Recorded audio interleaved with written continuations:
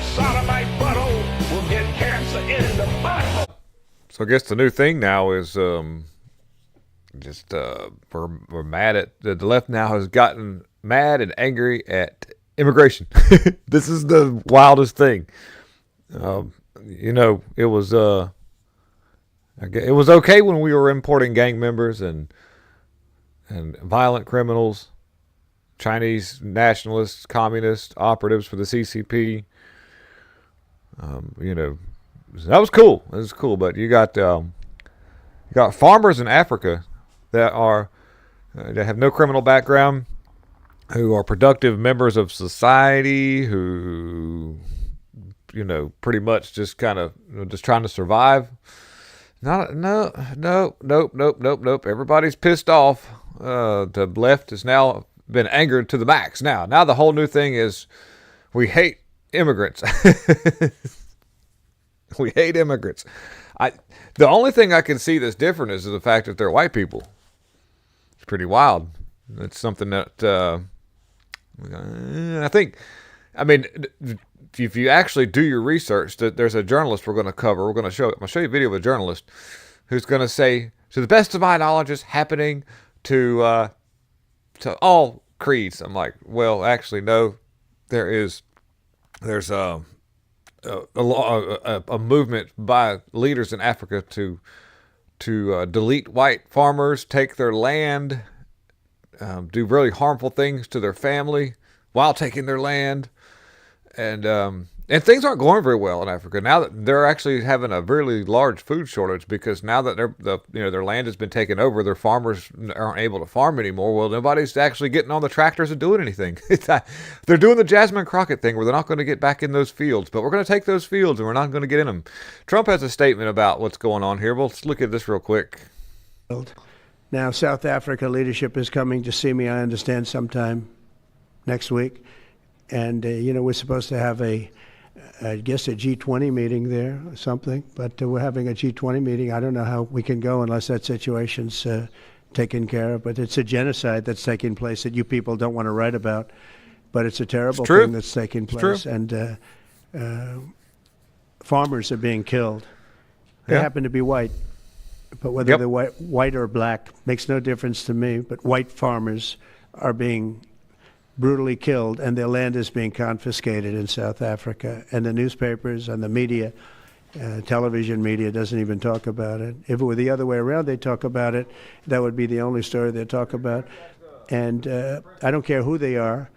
I don't care about their race, their color. I don't care about their height, their weight. I don't care about anything. I just know that what's happening is terrible. I have people that live in South Africa. They say it's a terrible situation taking place. So we've essentially extended citizenship to those people to escape from that violence and come here. Real quickly, checking in on Africa and why the media is not reporting on this, I have no idea. Of course, my video that I'm doing here will probably get to all but about 300 people, maybe, if we're lucky. Thank you, YouTube, for being so kind and generous with my 84,000 subscribers and my rather large viewing audience. That's really, really nice. I really appreciate that. That's really good. But anyway, so in Africa, you have a campaign being run by the dude on the right who are speaking to a relatively large crowd of people and leading him on the journey of kill the farmer, the white, kill the Boer, that's what they're saying. And this is a little chant that they've come up with. And by the way, this video is not exactly new. But nothing has changed. It's gotten worse. This following has gotten larger. There's no authority stepping in to put a stop to it. And this is just a little something that the media is not reporting on. Shoot to kill Yamaza. Kill the poor, the farmer. Kill the poor, the farmer.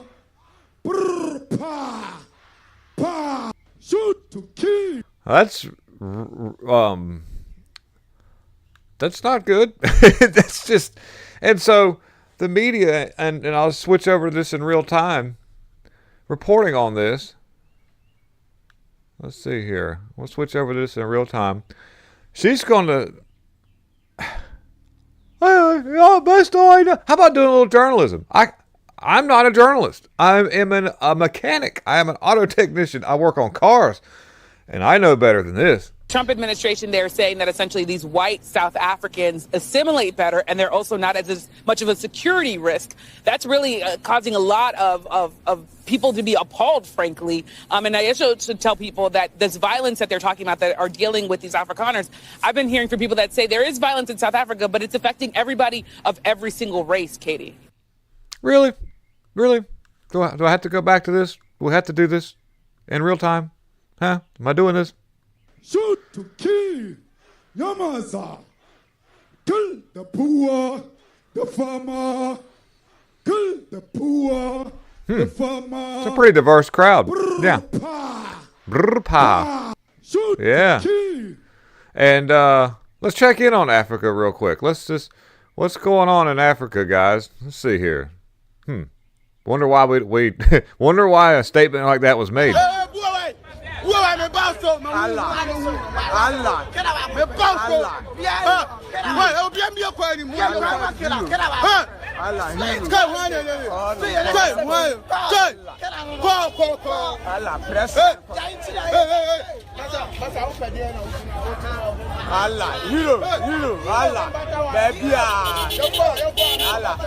So that's a thing. That's the thing. Oh, by the way, Supreme Court Justice Chief Roberts takes a veiled shot at Trump again in a rare public appearance, says rule of law. Yeah, says rule of law is endangered, by the way. So the Trump administration has just stated the obvious, that we can actually see activist judges operating in activist manner, and points that out, you know. And we've seen activist judges stand down when it was time for them not to rule. Or we actually watched the Biden regime have rulings that they didn't like, and lashed out at the courts and made terms. Matter of fact, I believe it was Chuck Schumer who directed a man to go to Justice Roberts and put physical threats upon him. They were allowed to go out in front of their homes and intimidate these judges. And this is all under the Biden regime, and nobody said it. And media said, this is nice, this is great, this is peaceful, this is your voice being heard. Almost kind of reminds you of of what they're doing in Africa. You know, it's time. You know, when it's so. He doesn't actually name Trump as the person who's being a threat to the rule of law, but he's very good about, you know, of course these are, you know, educated judges, and when they're smart when they need to be, so they don't get in trouble. And you know, not the only time that he's actually done this before. This is one of 3 recent shots at the president that's kind of weird. So anyways, you know, pretty much saying, you know, Trump is a threat to the rule of law. And really it's their rule of law is structured around their power, what they want to do with us, with how they want to direct the Americans so that they can fulfill their globalist agenda.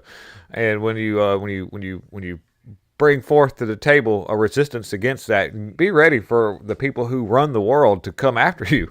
So, you know, and this Justice Roberts guy's got a really sketchy background with some of the people that he hangs around. And, you know, it makes you wonder where his mind is at, or where his pocket's at, or what, or both.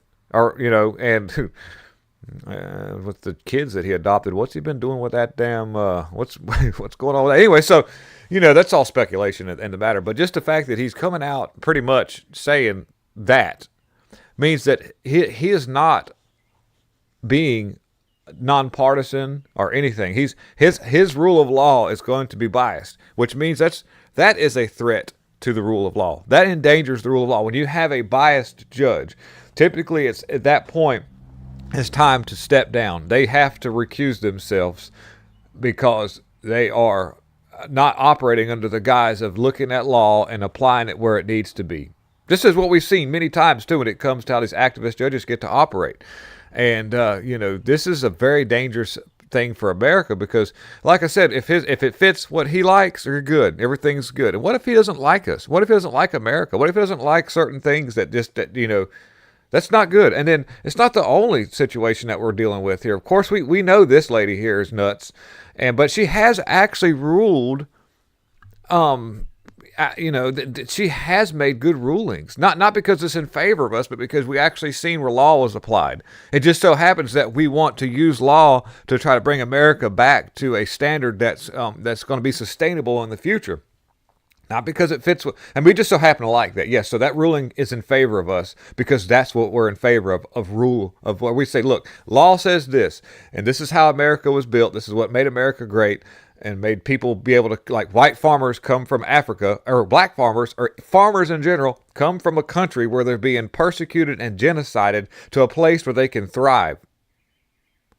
We like that. And you ruled for that, so we like you for that. There's nothing partisan about our side except for the fact that she does do weird stuff and says weird things. Supreme Court Justice Sonia Sotomayor lets her partisan mask slips and comments. Says we can't lose these battles we are facing. What battles? Your job is to just look at law and try to say, okay, you can't do this, you can't do this, you can't do this, in a way that's not biased. I don't, and I'll be honest with you. Naturalized citizens usually are the best people for America, most of the time. About 99% of the time, a naturalized citizen, somebody that comes from a country where they're being persecuted, genocided against, typically they're better than Americans. I've seen this, so I'm not speaking out against people who said, man, I'm being genocided or my family's being genocided. Can I please come to your country? Please come. We need you. We need people like you we like America. So what I'm saying doesn't apply to those people, but you have a small 1% of people who have came to this country in hopes and dreams of destroying this country.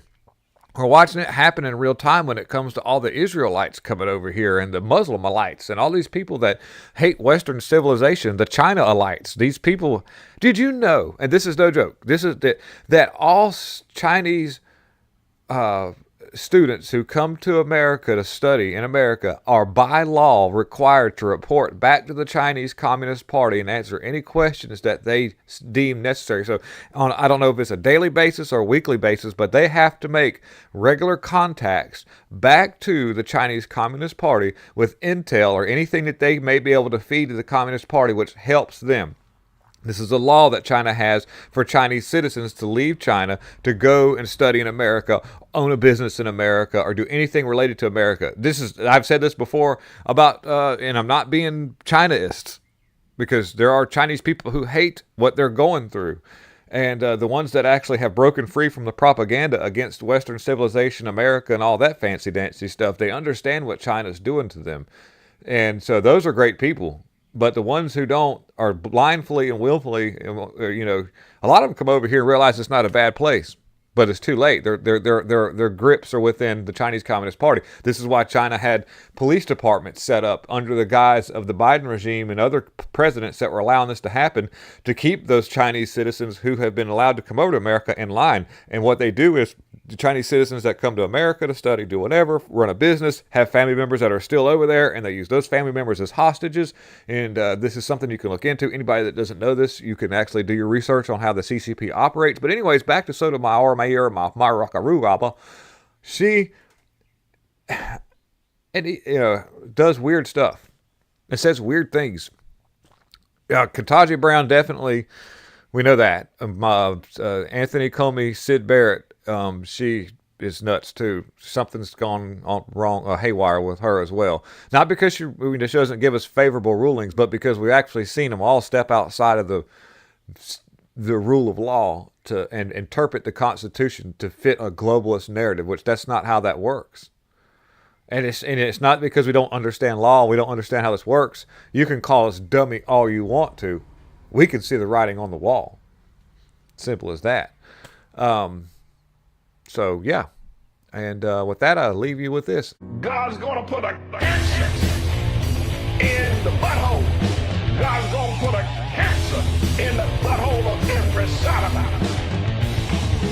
Every sodomite butthole will get cancer in the butthole. It'll burn and burn and burn. They won't be able to sit down because of the burning in their butthole. You can't sit down because of the burning in their butthole. You can't sit down.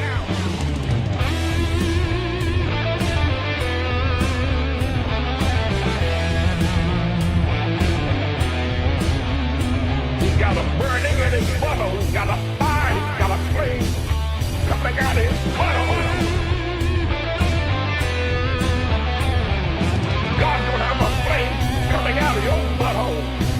If you thought that AIDS was bad, you ain't seen nothing yet. Because of the burning in their butthole. You can't sit down because of the burning in their butthole. You can't sit down. Thank you guys for watching. Have a great rest of the day. And I'm out.